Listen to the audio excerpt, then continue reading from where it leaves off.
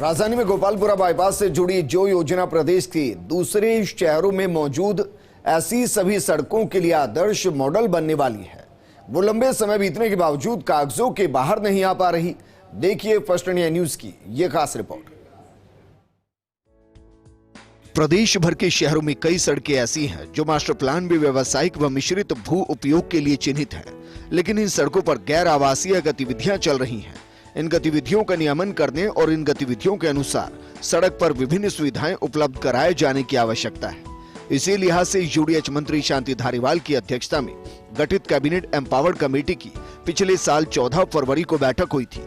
बैठक में pilot project के तौर पर गोपालपुरा बाईपास का रीडेवलपमेंट प्लान तैयार कर उसे लागू करने के निर्देश दिए गए थे। बैठक में यह भी फैसला किया गया था कि गोपालपुरा बाईपास के पास प्रदेश के शहरों की ऐसी अन्य सड़कों का भी ऐसे ही रीडेवलपमेंट प्लान लागू किया जाएगा, लेकिन साल भर से ज्यादा समय बीतने के बावजूद ये योजना धरातल पर उतर नहीं पाई।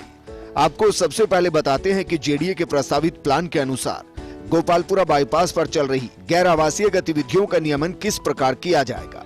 गोपालपुरा फ्लाईओवर से लेकर गुर्जर की थड़ी तक का जेडीए ने रीडेवलपमेंट प्लान तैयार किया। भूखंड की गहराई दोनों में से जो भी कम है उस गहराई तक व्यावसायिक भू उपयोग किया जाएगा।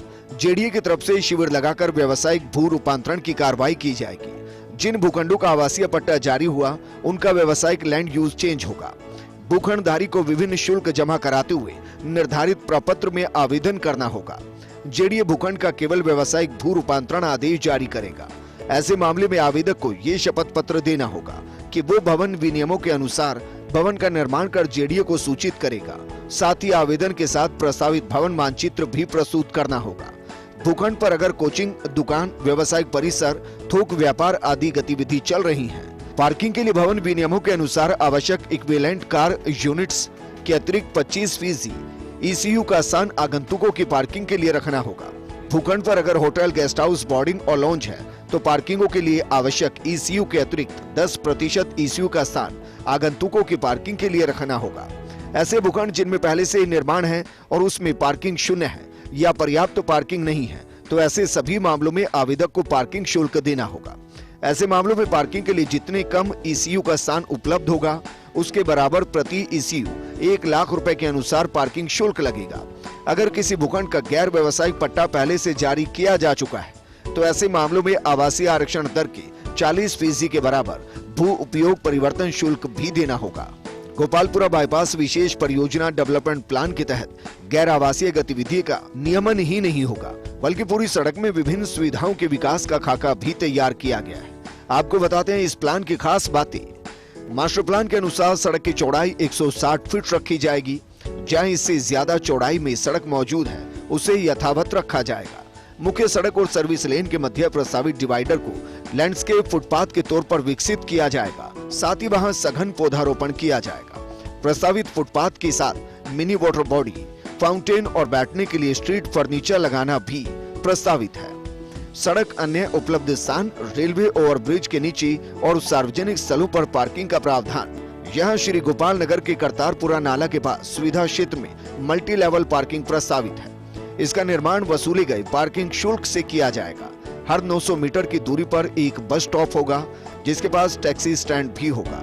न्यू आतिश मार्केट मेट्रो स्टेशन से टोंक रोड तक शटल बस सर्विस शुरू की जाएगी। सभी कोचिंग संस्थानों में कक्षाएं शुरू होने और खत्म होने का समय एक जैसा होने के बजाय अलग अलग रखा जाएगा, ताकि सड़क पर एक ही समय में आवाजाही के कारण होने वाले जाम से बचा जा सके। गोपालपुरा बाईपास की काया पलट के लिए तैयार इस प्लान को लागू करने का काम कछुए की चाल से चल रहा है। आपको बताते हैं कि मामले में अब तक कितना काम ही हो पाया है। जेडीए एक्ट की धारा 23 के तहत पिछले साल सितंबर में अधिसूचना जारी की गई। इस अधिसूचना के माध्यम से प्रस्तावित प्लान पर आपत्ति और सुझाव आमंत्रित किए गए थे। इस पर करीब 1 दर्जन आपत्ति और सुझाव प्राप्त हुए। इन आपत्ति और सुझावों का निस्तारण करते हुए रिपोर्ट भी तैयार कर ली गई, लेकिन मामला तैयार की गई रिपोर्ट के अनुमोदन और प्रस्तावित प्लान की औपचारिक मंजूरी में अटका हुआ है। गोपालपुरा बाईपास के रीडेवलपमेंट की ये योजना ऐसी है जिससे जेडीए को विभिन्न शुल्कों के माध्यम से करोड़ों रुपए का राजस्व मिलेगा। साथ ही बड़ी संख्या में स्थानीय लोगों को भी फायदा मिलेगा। यही नहीं, जब ये आदर्श मॉडल जयपुर में लागू होगा तो दूसरे शहरों में भी यही तस्वीर दिखाई देगी। उम्मीद है कि इस योजना के महत्व को समझते हुए जल्दी इसे जमीनी स्तर पर लागू किया जाएगा। Abhishek Srivastava, first India news, Jaipur.